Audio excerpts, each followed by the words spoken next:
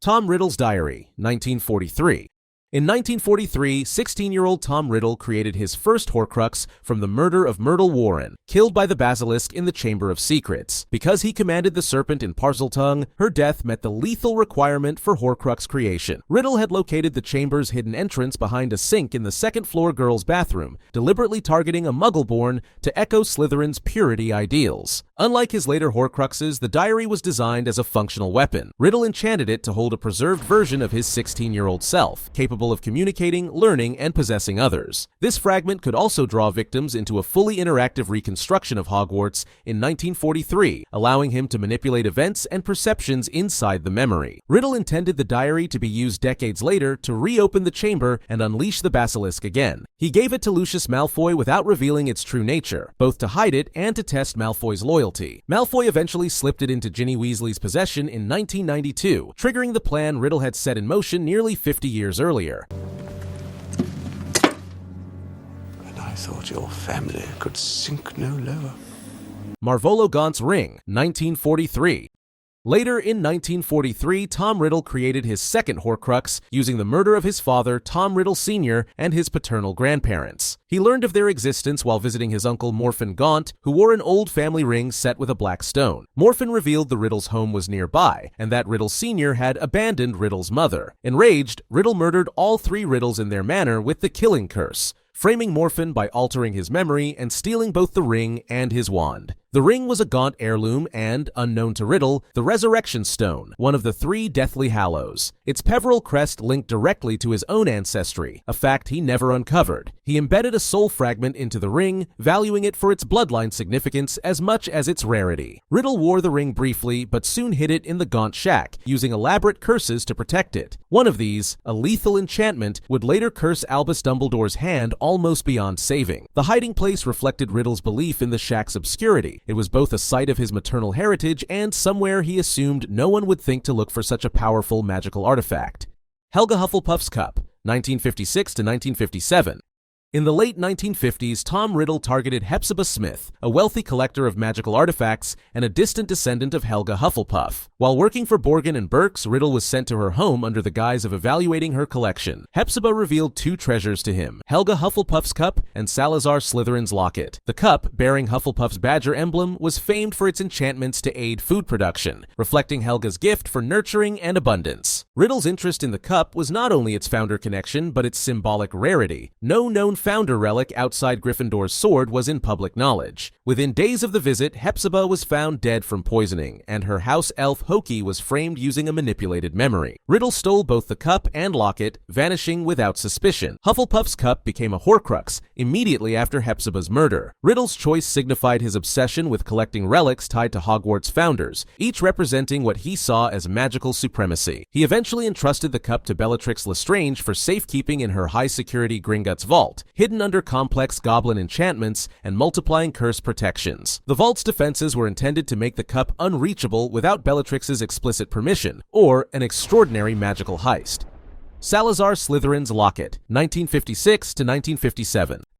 The same visit to Hepzibah Smith that secured Helga Hufflepuff's cup also led to Tom Riddle acquiring Salazar Slytherin's locket. This heirloom had been passed down through the Gaunt family from Slytherin himself and was originally owned by Riddle's mother, Merope Gaunt. She had sold it in desperation to Borgin & Burkes decades earlier. Hepzibah had purchased it from the shop for her collection, unaware of its full history or magical potency. Riddle viewed the locket as both a personal reclamation of family heritage and a direct link to Slytherin's bloodline. After murdering Hepzibah and framing her house elf Hoki, he stole the locket along with the cup. The murder supplied the necessary act for creating a Horcrux, and he embedded part of his soul into the locket shortly afterward. Its concealment was elaborate. Riddle eventually hid it in a sea cave he had visited as a child, choosing a location tied to his earliest acts of cruelty against others. The locket was placed in a basin filled with a potion that caused extreme weakness, hallucinations, and thirst, guarded by Inferi lurking in the surrounding waters. This combination of personal symbolism and layered magical defense reflected Riddle's tendency to anchor his Horcruxes in places of deep,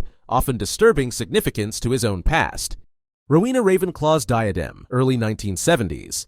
In the early 1970s, Tom Riddle tracked down Rowena Ravenclaw's lost diadem, a relic believed to enhance the wisdom of its wearer. Its whereabouts had been unknown for centuries, hidden by Helga Ravenclaw, Rowena's daughter, who became the ghost known as the Grey Lady. Riddle, using his charisma and legitimacy, persuaded her to reveal that she had hidden the diadem in a forest in Albania before her death. Recovering the diadem gave Riddle the final founder relic he sought, completing the symbolic set he believed would make his soul fragments almost impossible to destroy. The murder used to create this Horcrux has never been explicitly identified, but Rowling has confirmed it was committed abroad, likely during his travels recruiting followers and researching dark magic. Riddle chose an unexpected hiding place, the Room of Requirement at Hogwarts. He had learned of it during his time as a student, making him one of the few who understood its vanishing property. Inside the castle, in the room's version used for storing abandoned objects, he hid the diadem among centuries of forgotten possessions. This was one of his most dangerous placements, concealed in plain sight within the very school whose founder's relic it was, and in a magical space almost no one knew how to access deliberately. Harry Potter as an unintentional Horcrux, 1981.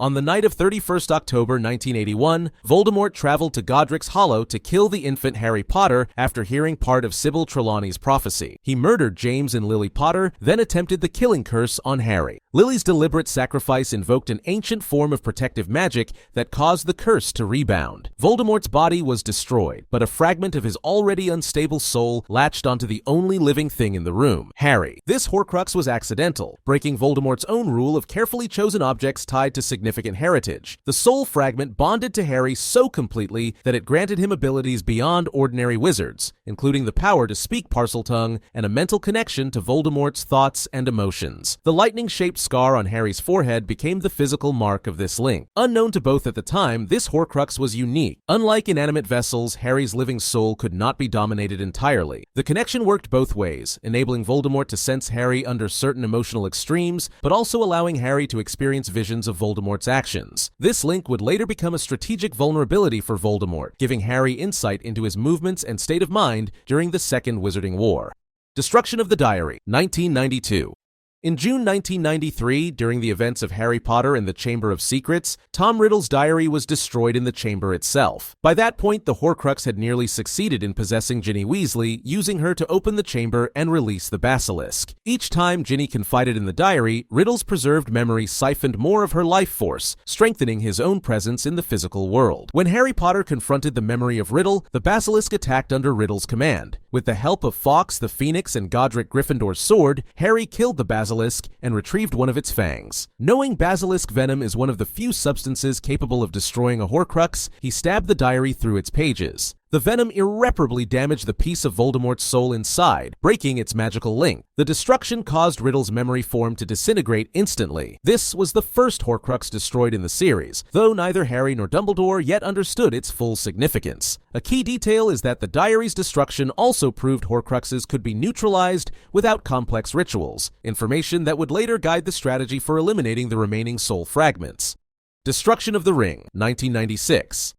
In the summer of 1996, Albus Dumbledore located Marvolo Gaunt's ring in the abandoned Gaunt shack. By this point, Voldemort had hidden it there under powerful curses, including a lethal enchantment designed to kill anyone who wore it. The ring's dual nature made it exceptionally dangerous. It was both a Horcrux and the Resurrection Stone, one of the Deathly Hallows. Voldemort never discovered its true identity as a Hallow. He valued it purely for its Gaunt lineage and connection to Slytherin. Dumbledore, tempted by the Resurrection Stone's ability to summon shades of the dead, put the ring on in a moment of weakness. The curse spread rapidly through his hand and would have killed him within hours had Severus Snape not contained it, though the damage was irreversible. Knowing he had little time, Dumbledore destroyed the Horcrux portion immediately. He used Godric Gryffindor's sword, which had absorbed basilisk venom from Harry's earlier battle with the serpent, ensuring the soul fragment was completely destroyed. The ring's cracked stone remained intact but inert as a magical artifact. This destruction marked the second Horcrux eliminated chronologically, though Dumbledore withheld most details from Harry until the final year of their fight against Voldemort.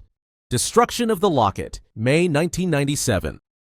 In late 1996, Harry, Ron, and Hermione recovered Salazar Slytherin's locket from Dolores Umbridge at the Ministry of Magic, but its destruction didn't occur until May 1997 during their time on the run. The locket, retrieved originally from the cave where Voldemort had hidden it, had been stolen by Regulus Black, who left a false copy in its place. Kreacher, the Black family's house elf, had been ordered by Regulus to attempt to destroy it but could not, as its defenses resisted all ordinary magic. While wearing the locket, its influence magnified negative emotions, feeding on doubt, anger, and division. This effect nearly fractured the group's unity. The destruction finally came after Ron Weasley rejoined Harry and Hermione, having left during a period of tension exacerbated by the Horcruxes' influence. Ron used Godric Gryffindor's sword, retrieved from the bottom of a frozen pond where it had been placed by Dumbledore's portrait for Harry. The sword's basilisk venom permanently destroyed the soul fragment. Notably, before striking, the Horcrux defended itself by projecting illusions of Harry and Hermione to exploit Ron's insecurities, an advanced defensive reaction that revealed Voldemort's instinctive cruelty embedded even in his soul fragments.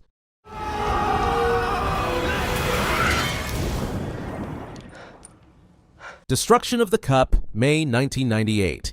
During the Battle of Hogwarts, Harry, Ron, and Hermione broke into Bellatrix Lestrange's high-security Gringotts vault to retrieve Helga Hufflepuff's cup. The vault was protected by the Gemino curse, which caused every touched object to multiply and burn with searing heat, rapidly filling the space. Riding the half-blind dragon guarding the lower levels, they escaped with the cup, the only known Horcrux to be kept under goblin protection. Hermione destroyed it later that same day in the Chamber of Secrets. Having realized the basilisk's skeleton still lay there, she and Ron retrieved one of its fangs. Basilisk venom, being a permanent corrosive magical toxin, could penetrate the powerful enchantments safeguarding a Horcrux. Hermione stabbed the cup, and the venom destroyed the embedded soul fragment. The choice to destroy it in the chamber was strategic. It was isolated, free from interference, and provided a guaranteed source of venom without risking further combat with a live basilisk. This was also the first Horcrux Hermione personally destroyed, and its elimination marked a turning point in the battle, as Voldemort became increasingly aware that his defenses were failing. The destruction significantly weakened him, though he misattributed the cause to the loss of his forces.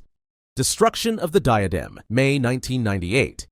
Rowena Ravenclaw's diadem was destroyed during the Battle of Hogwarts, just hours after the cup's elimination. Harry located it in the Room of Requirement, transformed into its Room of Hidden Things state, an enormous labyrinth of abandoned possessions amassed over centuries. Voldemort had concealed it there decades earlier, confident in the room's secrecy and the obscurity of the diadem's legend. Harry, Ron, and Hermione were confronted by Draco Malfoy, Vincent Crabbe, and Gregory Goyle. The fight escalated when Crabbe, attempting to kill Harry, conjured Fiendfire, a cursed magical fire that burns with near sentience and consumes anything in its path, including nearly indestructible magical objects. Unable to control it, Crabbe perished in the blaze. Before the fire consumed the diadem completely, Harry stabbed it with a basilisk fang he had taken from the Chamber of Secrets. The venom began destroying the soul fragment instantly, and the Fiendfire's magical intensity annihilated the remaining trace. The destruction caused a psychic shock to Voldemort, though he remained unaware of exactly which Horcrux had been lost. The diadem's elimination reduced his soul's stability further, making his mental state increasingly volatile during the final stages of the battle. Destruction of the Horcrux in Harry, May 1998.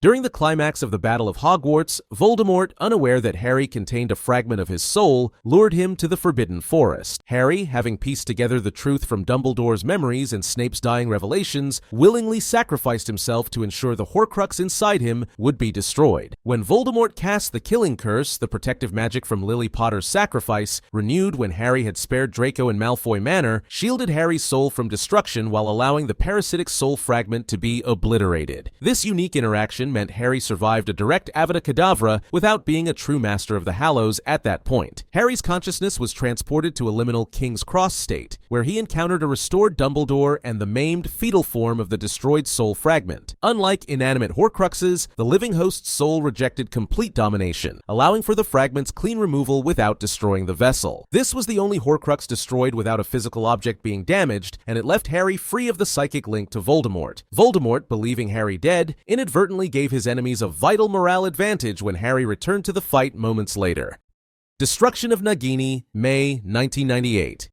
Nagini, Voldemort's snake and final Horcrux, was both a living creature and a constant companion, kept under his direct protection. She became a Horcrux after the murder of Bertha Jorkins in 1994, chosen for her symbolic association with Voldemort's own serpent-like identity and her role as a weapon in his arsenal. Unlike his other Horcruxes, Voldemort kept Nagini close at all times during the Second Wizarding War, often shielding her inside a protective enchantment known as the Protective Casing spell. By the final hours of the Battle of Hogwarts, she was the last remaining soul fragment. Voldemort, aware of the threat to his Horcruxes, confined her within a magical barrier conjured from a circle of flame while he fought in the Great Hall. Neville Longbottom, fulfilling the role Dumbledore had hinted he might play, drew Godric Gryffindor's sword from the Sorting Hat, a feat possible only for a true Gryffindor in a moment of need. Using the basilisk venom embedded in the blade from Harry's earlier battle, Neville decapitated Nagini with a single stroke. Her death shattered the final safeguard on Voldemort's mortality. From that moment onward, he was fully mortal, and his fate depended solely on the outcome of the duel that followed. Voldemort's final defeat hinged on one spell, Avada Kedavra. It's said to be unstoppable, yet the series shows moments where it failed, rebounded, or acted in unexpected ways.